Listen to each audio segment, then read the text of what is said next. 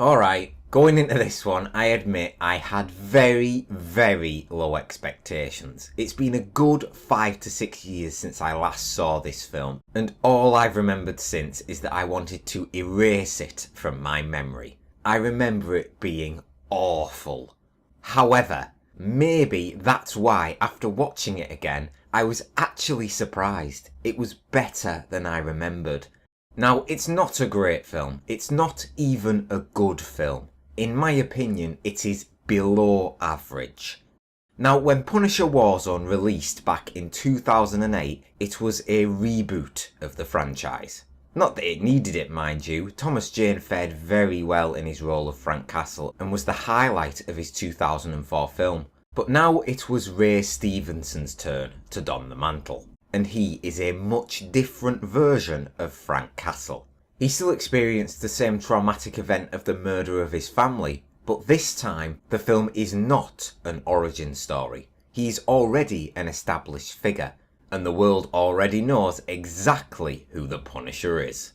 For 4 years he's been going after the scum of the city, and for 4 years he's racked up one heck of a death toll.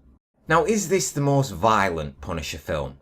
Yes. Is that what a lot of people were looking for? Yes. But it's unbelievably over-the-top action. It's over-characterised villains and generally just a lack of interesting dialogue and story do little to help one of Marvel's most intriguing characters. It's not Ray Stevenson's fault, and on rewatching I was actually impressed at his depth of emotional range. It's not what the Punisher is known for, but he conveys it well. And the film should be thankful for that, because it's one of its few bright spots. The portrayal here is a meaner, more violent, rough-looking, lethal version of Frank Castle, who can, apparently, just punch through someone's face. Yep, that happens. And it's not the worst of it. I get that this Frank Castle has a much larger build, and you can see him packing a hell of a punch. But really? Some of the shit he does here is just comical at times. And a lot of it happens right at the beginning of the film. Frank appearing out of nowhere, decapitating that mob leader, and then dangling from a chandelier while spinning round and around as mindless waves of enemies just came pouring out of the same doors right into the midst of gunfire. It was like it was their spawn zone or something, honestly. It was ridiculous and a painful way for the film to start off on. Now, I suppose that's where it got better, because it couldn't exactly get much worse. The main story essentially began right when Castle accidentally killed an undercover agent named Donatelli. He wasn't to know, but he was reckless, and from that point on, you could see the remorse on his face and knew that it was eating him up inside. So who was his nemesis? One of only a few survivors from the start of the film in Dominic West's Billy Rossotti, or as he's to be now known, Jigsaw. He was horribly disfigured at the start of the film, and he wanted payback. The amount of time it must have taken him to put that face on in the morning has to have been excruciating. So I feel really sorry for him, and it doesn't really look all that great either, to be honest. Now, by Billy's side was his crazed brother, Looney Bin James. Both brothers were insane in their own way, but James was just something else. Smashing his body into every mirror in sight just so his brother didn't have to look at his own disfigured face was just the start of their twisted brotherly bond. And once we learnt Jigsaw had his sights aimed on Donatelli's widow and daughter, you knew there was gonna be trouble. It was obvious that the Rossotti brothers were going to target Donatelli's family, so for both of their sakes, it was a good thing Frank decided to stick around. Now, the police weren't oblivious to the Punisher's actions, and after the undercover agent was killed, a friend and colleague of his, played by familiar face Colin Salmon, went to the district to find out exactly what was going to be done about it. A whole lot of nothing was the answer, really. The Punisher task force wasn't exactly brimming with numbers, and headed by Martin Soap, they were essentially just helping him out, tipping him off here and there as to the next possible crime. They knew he wasn't one of the bad guys, but for what he had done, the feds wanted answers. Now, it's round and about the halfway point of the film when things begin to heat up. Action comes thick and fast as Jigsaw and his brother arrive at the Donatelli household.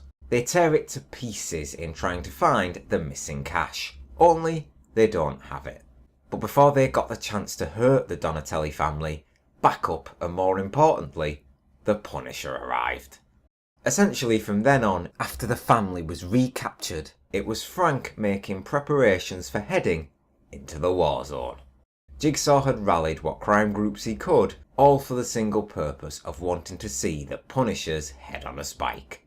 Now to be fair, there were a few cool kills towards the end. All of them were overly brutal and violent, just like the rest of the film, as Frank was going from room to room, floor to floor, eviscerating anyone who dared stand in his way. Until the choice. Save one and kill the other. Which one was he going to choose? Now he didn't kill his friend, but it's pretty darn obvious that he wasn't going to make it. Looney Bin Jim provided the hardest combatant he had to face, mostly due to his biting and general lunacy, but he was put down with a carefully placed bullet to the head.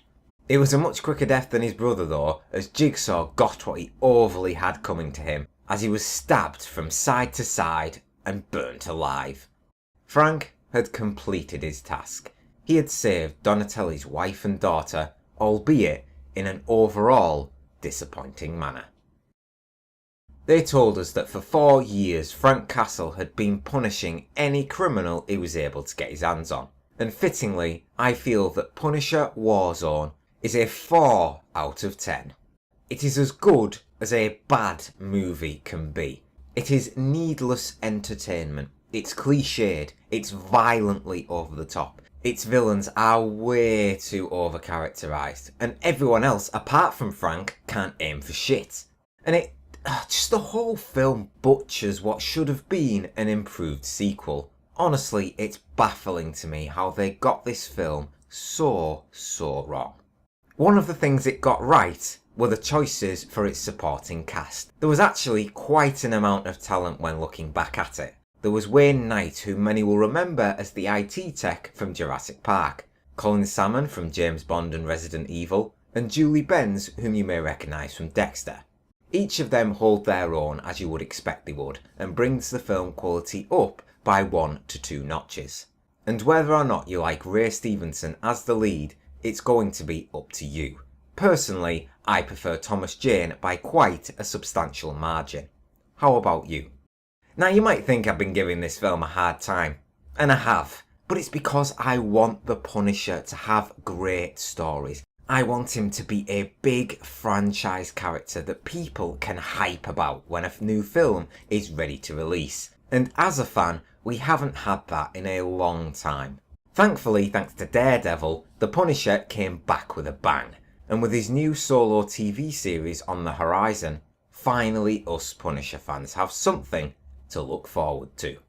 Now that's not to say you shouldn't watch this film. If you're a Punisher fan, I'd say go for it. Out of all of them, this is easily the most debatable one. Some people like it, some people hate it. It's not the worst film in the world, and it certainly isn't the best. It's not for me to tell you how you feel about the film. Everyone has their own views. But for me, it is a below average, disappointing Punisher story. Let me know your thoughts about the film and which actor you felt portrayed the Punisher the best. Write what you think down in the comments. And as always, thank you very much for watching. Please leave a like, comment and subscribe if you enjoyed the review. And I'll see you on the next one. Give me your wallet. Frank, for the last time, give me your wallet.